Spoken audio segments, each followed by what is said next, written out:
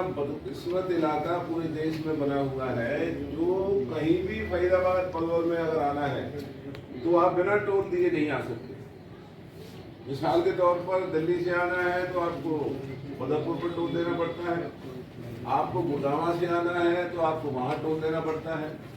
आपको पलवल की तरफ से आना है तो आपको गतपुरी टोल पर पैसा देना है, उससे और आगे से आना है तो फिर करमन होडल बॉर्डर पर आपको टोल देना है। सोना पे एक्सप्रेस हाईवे से आप आते हैं, एक्सप्रेस हाईवे चाहे केएमपी है या केजीपी है, वहां पर भी टोल देना पड़ता है। तो पूरे देश में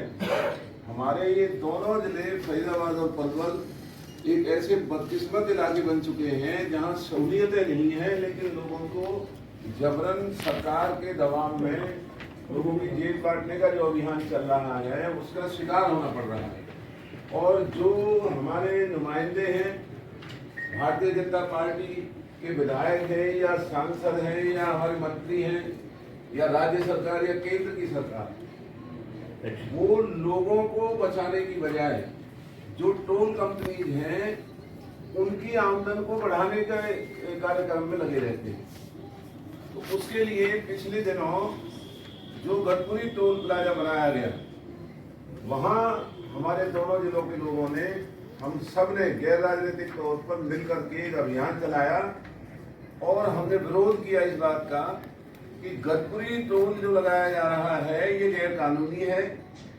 और ये मर्यादाओं के मुताबिक इसका निर्माण सड़कों का नहीं हुआ। जो शर्तें टोल कंपनी और सरकार की तय हुई थी, उन शर्तों को ना मान करके,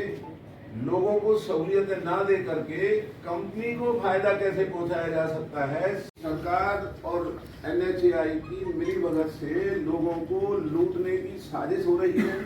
लोगों को लूटा जा रहा है और इस तरीके से 6 लेन प्रोजेक्ट को पूरा ना करके जो जल्दबाजी में एक बीच का एक इंजीनियर मुकर्रर करके और उससे कंप्लीशन सर्टिफिकेट लेकर के जो टोल लगाया गया, विवश होकर के मजबूरी में के चलते हुए, वो 2 महीने के बाद वहां टोल कंपनी और गतपुरी गांव के लोगों का एक समझौता हुआ। उस समझौते के तहत मैंने ये ऐलान किया था कि ये समझौता इलाके के लोगों का या गांव के लोगों का है, ये समझौता मेरा नहीं है,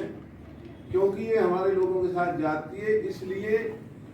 आज आंदोलन चाहे खत्म हो रहा है, लेकिन मैं पंजाब हरियाणा हाई कोर्ट में इस गैर कानूनी लूट का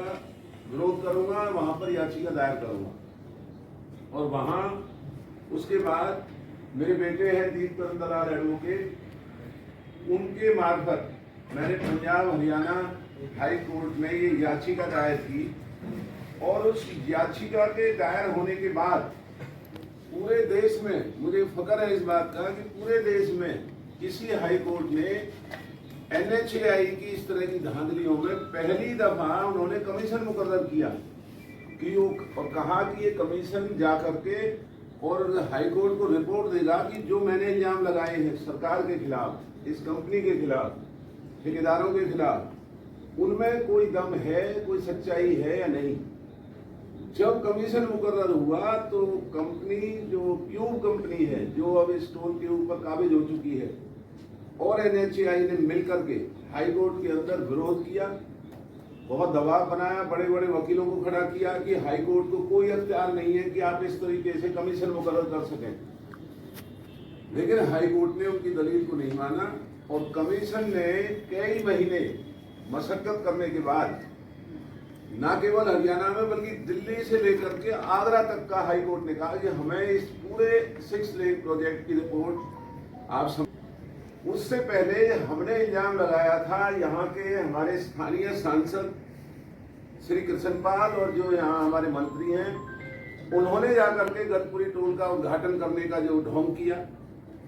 और हमने उस वक्त ये कहा था कि ये मंत्री इस कंपनी को बचाने का काम कर रहा है या इस इलाके को बचाने का काम कर रहा है। मंत्री ने खुद ने 315 रुपए वाहन का पास बनाने के लिए तमाशा किया कि मैंने 315 का पास बनाने का हुक्म दे दिया है, तो 20 किलोमीटर के अंदर के लोगों को कोई ज्यादा दिक्कत नहीं आई। हमने मंत्री की उस जो सौदेबाजी को इनकार किया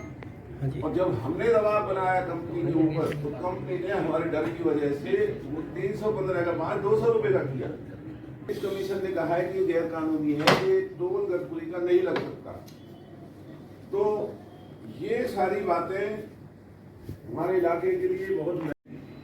तो क्या ये फरीदाबाद पलवल के लोगों को इतना कमजोर समझ लिया भाजपा की सरकार ने कि जो इनकी मनमानी इस तरीके से करती रहेगी, लोगों को लूटते रहेंगे और इनके धर्म की आड़ में जो आज ये इलाकों को अंदर जो जिस तरह की बदमर्जी, बदतमीजी, बेहूदगी जो कर रहे हैं और ये इनकी बर्दाश्त होती रहेगी, तो उसमें इनकी कब्र के अंदर ये आज पहली कील ठोकने का काम हाई कोर्ट की मार्फत से लोगों की आवाज पर हुआ है। हमें बेहद खुशी है और अब भी हम ये मांग करते हैं कि अगर इस सरकार में जरा भी शर्म है, कृष्ण पाल को तो इस्तीफा देना चाहिए। ये कौन होता है जो इस महकमा भी नहीं था, जो उद्घाटन करने के लिए वहां गया? कृष्ण पाल इसका उद्घाटन करने के लिए जब वहां गया था गडकरी टोल के ऊपर, किस हथियार से गया था? ये लोगों का नुमाइंदा था, ये टूल कंपनी का ये नौकर था। सबसे इस रिपोर्ट के बाद पहले तो कृष्ण पाल को इस्तीफा देना चाहिए और अगर इस सरकार में गैरत है तो NHAI और इस कंपनी रिलायंस कंपनी के खिलाफ मुकदमा दर्ज करें कि जब ये पूरा ही नहीं किया, इतना बड़ा फ्रॉड हुआ है, इतना बड़ा धोखा लोगों के साथ हुआ है, उन्होंने नहीं अब हाईकोर्ट तक की रिपोर्ट लेके आई आगरा तक कमीशन ने। तो ये हाईकोर्ट का ऑर्डर है, वो कॉपी भी हमें लगा। हाईकोर्ट के इस ऑर्डर से कमीशन ने एक महीने में रिपोर्ट देनी थी, वो कई महीने लगे और कंपनी ने कई दफा इनको धमकाने की भी कोशिश की, इनको डराने की भी कोशिश की, लेकिन ये बहुत ईमानदार और भगवान से डरने वाले लोग थे जिन्होंने लोगों की हालत, जब यहाँ कमीशन का दौरा करने आते थे लोगों को रोते हुए देखते थे बल्लभगढ़ के पुल पर, कभी पलवल शहर में, कभी कोसी में और जगह जगह जहाँ गाँवों में जहाँ निकासी का रास्ता नहीं है। हर गांव की हालत, ये बघौला गांव है, बघौला गांव की आधी जमीन इधर है, आधी जमीन इधर है, उन बेचारों को निकलने की जगह नहीं।